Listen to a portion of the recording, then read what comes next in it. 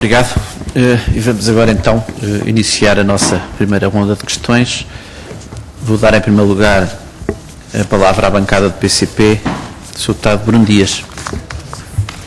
Muito obrigado, Sr. Presidente, Senhoras e Senhores Deputados. Eu começo por cumprimentar o Sr. Dr. Vítor Almeida, agradecer a sua presença e as suas intervenções nesta Comissão de Inquérito e agradeço também a intervenção inicial que nos trouxe.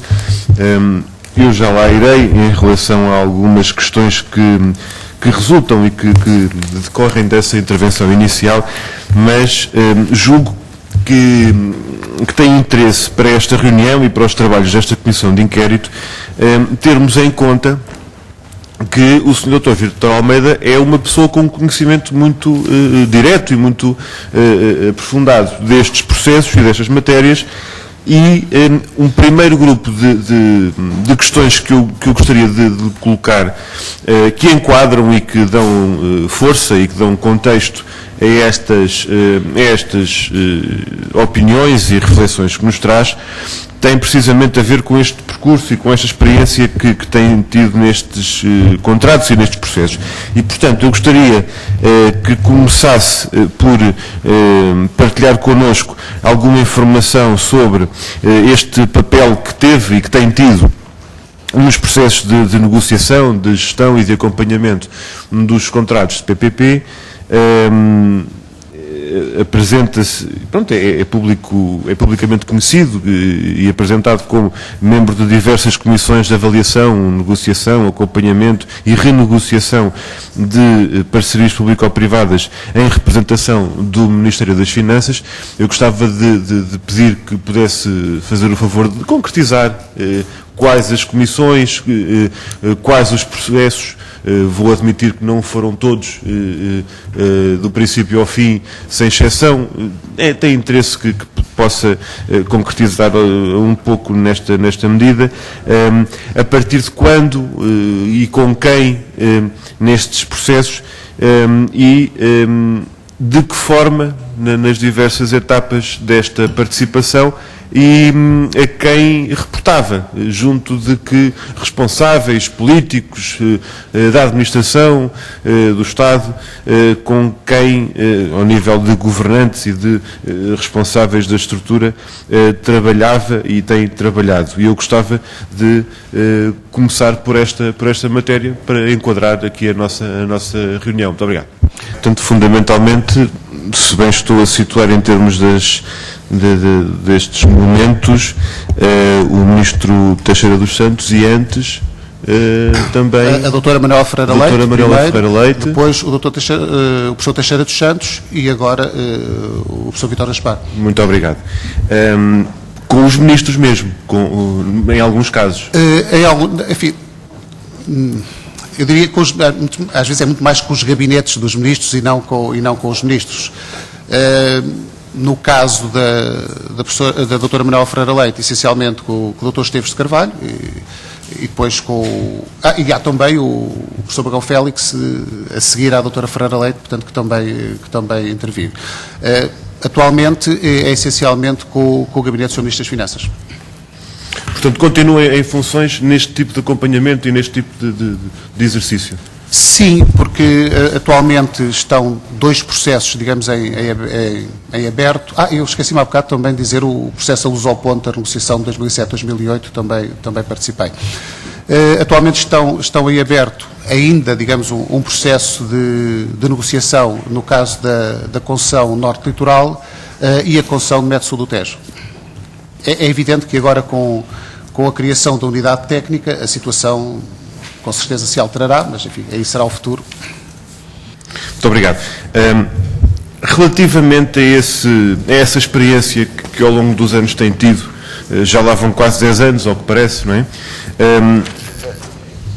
Há uma avaliação genérica que nos trouxe na sua intervenção inicial, que, de certa forma, faz o balanço geral entre, até comparando o modelo PPPs com o modelo de contratação por empreitada, o modelo tradicional, e eu gostava de lhe perguntar, antes de ir mais ao concreto, se ao longo do tempo foi essa a apreciação que foi tendo. Isto é, se este balanço, ao que parece largamente positivo, ou muito maioritariamente positivo, dos prós e contras desta opção pelas PPPs, se isto é, ao fim e ao cabo, a confirmação da convicção que tinha desde o início, ou se houve alterações ao longo do tempo, se foi evoluindo nessa reflexão que faz, e eu complemento com esta questão do comparador público. Ao fim e ao cabo, trouxe-nos aqui uma espécie de comparador público genérico. Uma das críticas que nós ouvimos já e temos ouvido há vários anos é a ausência de comparadores públicos em muitos destes processos. E eu gostava de lhe perguntar se, em cada um destes processos em que participou, e alguns dos quais foi, se não estou em erro, identificado a inexistência de comparador público, como é que, em cada momento, junto dos governantes com quem trabalhava e a quem reportava, como é que teve, na altura, uma posição de avaliação relativamente a algo que não tinha um termo de comparação, a não ser em termos genéricos e teóricos? E como é que foi essa evolução ao longo do tempo? Muito obrigado, Sr. Doutor. Pois é precisamente aí que bate o ponto, é que é tudo isso, será tudo isso que o Sr. Doutor diz, mas a lei exige, e não exige agora, exige desde o ano em que o Sr. Doutor começou a trabalhar nesta área. E essa é uma das duas questões que me suscita a resposta e a intervenção que aqui o Sr. Doutor nos traz, porque se a lei estabelece, no artigo 8º do Decreto-Lei 86, de 2003, que tem que haver essa comparação, e é uma comparação que não é genérica sobre os princípios, porque depois na prática foi isso que aconteceu. É que de cada vez que nós perguntávamos aos responsáveis políticos e aos responsáveis, nomeadamente das Jadas de Portugal, porque é que era melhor ir para a PPP, para aquela obra, remetiam-nos para a resolução do Conselho de Ministros que dizia isto a partir de agora em PPPs. Remetiam-nos para o novo modelo de gestão e financiamento do setor rodoviário, que dizia isto a partir de agora em PPPs. Porquê? Porque as PPPs, e depois diziam aquilo que o senhor nos disse há bocadinho, porque as PPPs têm uma diferença nos encargos em financiamento, construção, manutenção, que é melhor para o lado da PPP, porque tem mais facilidade de fiscalização. Ou seja, a ideia genérica de que as PPPs são melhores, depois no concreto, nunca se traduzia. Como agora o senhor confirmou que era muito difícil traduzir-se. E a pergunta que fica é, então, como é que se escolhia, em cada processo, ir para a PPP?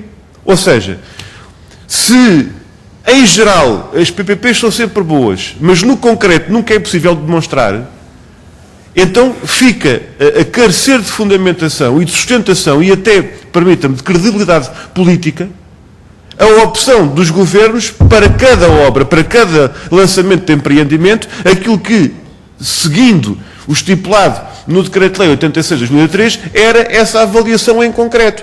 Portanto, a pergunta é, então, como é que se decidia, em cada um destes processos, ir para a PPP? É uma matéria que eu não lhe posso responder diretamente. O que eu lhe posso dizer é que a decisão sobre a opção por PPP ou a opção por outra modalidade de contratação era qualquer coisa que não estava no âmbito das comissões que eram criadas e nem sequer era solicitado às comissões que emitissem um parecer no sentido de se definir se deveria ser a opção por PPP ou a opção por outra modalidade. Eu diria que essa decisão, de alguma forma, estava já montante e depois estava, quando havia a tomada de decisão, e a tomada de decisão é uma tomada de decisão política, não é uma tomada de decisão técnica, portanto, não era matéria que se inserisse de alguma forma no âmbito daquilo que é o trabalho desenvolvido pelas comissões. Sendo certo que nos pareceres que eram exigidos às comissões, havia lá sempre a referência que, às vezes de uma forma mais expressa, outras de uma forma, digamos, menos direta, menos textual, mas estava lá sempre implícita a referência que não tinha sido assegurada a exigência, que não é uma exigência do 86 de 2003, é uma exigência que vem da Lei de Enquadramento Orçamental e, portanto, o diploma das parcerias remete para a Lei de Enquadramento Orçamental.